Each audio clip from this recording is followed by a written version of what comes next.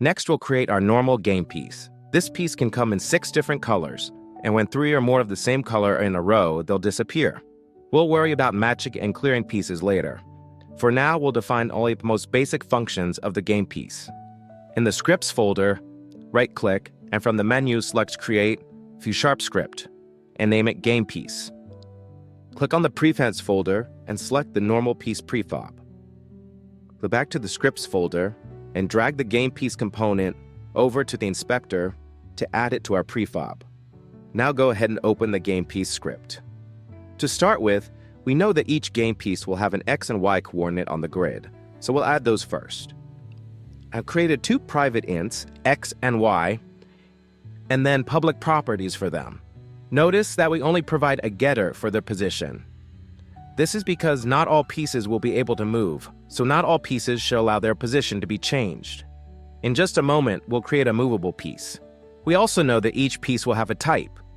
Right now, we only have the normal piece type, but later we'll have other types. Like I did with the position, I created a private type variable, and then a public property to access that variable. I didn't add a setter because we don't want other classes changing our piece type. The game piece should also have a reference to our grid class, in case it needs information about the grid or about other pieces on the board. Like I did before, I create a private variable and a public accessor. I called it gridref because grid with the capital G was already taken by our class. Finally, we'll create an initialization function called init.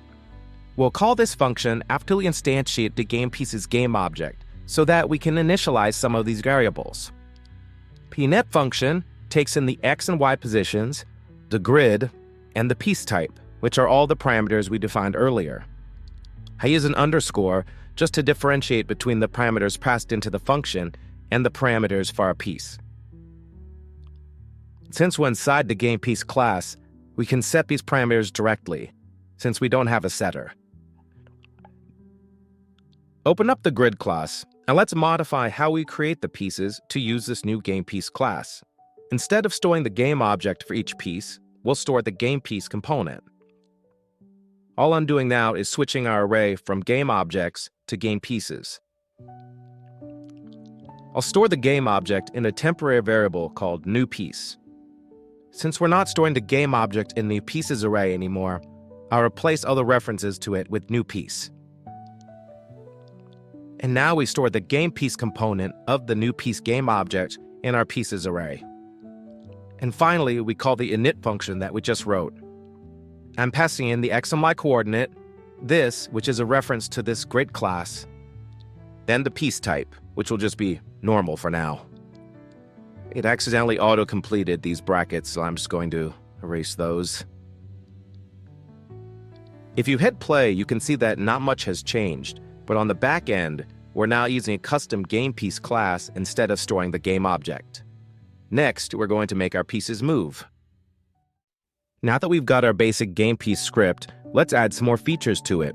We'll stop at making our pieces movable. In the Scripts folder, right-click and create a new C# script and call it Movable Piece. This Movable Piece script is a component that will allow us to add mobility to any type of piece. Click on the Prefabs folder and select the Normal Piece Prefab. Go back to the Scripts folder and drag the Movable Piece component onto the prefab. Open the Movable Piece script. The Movable Piece component needs to know about the game piece that it's attached to, so we'll add a reference to the game piece script. In awake, we'll get the reference to the game piece. I'm using awake to make sure that we get this reference as soon as possible, so that we don't have any no reference exceptions. Then we just need to add a move function, which moves the piece. For now, we'll just instantly move the piece to its new position. Later, when we get to filling the board, we'll animate the pieces. To move the piece, we need to update the X and Y coordinates in the grid, as well as the position of the game object in world space. Updating the coordinates on the grid is easy. They're the X and Y properties from the game piece script. The grid has a getWorldPosition function that we wrote earlier, and we can use that to get the position for the game object. We're setting the position locally because the piece is a child of the grid. Since we originally wrote getWorldPosition just for the grid class, It's private. If we want to access it in this movable piece script, we have to make it public. Looking at this, you might notice an issue. Remember that we didn't define a setter for the game piece's position. So we'll need to go back and add that.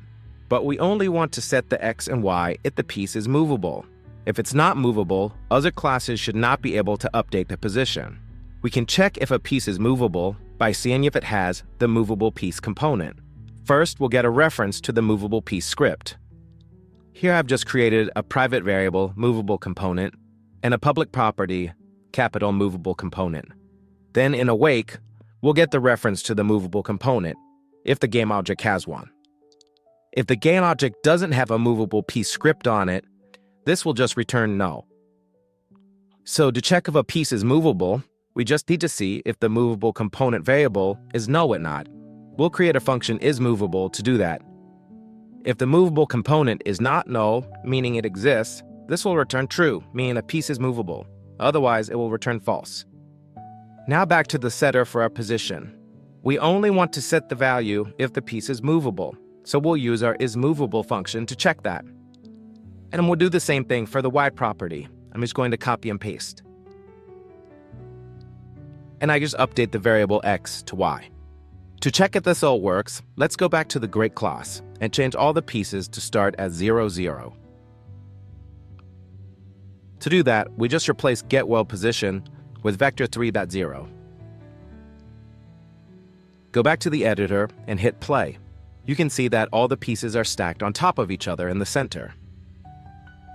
Now let's use our move function to move the piece to the correct spot. We first check if the piece is movable, and if it is, we use the movable component to move it. Hit play, and you can see that all the pieces are now in the correct place, so our movement code is working. While our game board might not look much different, this movement code will be the basis for our animation once we start filling the board.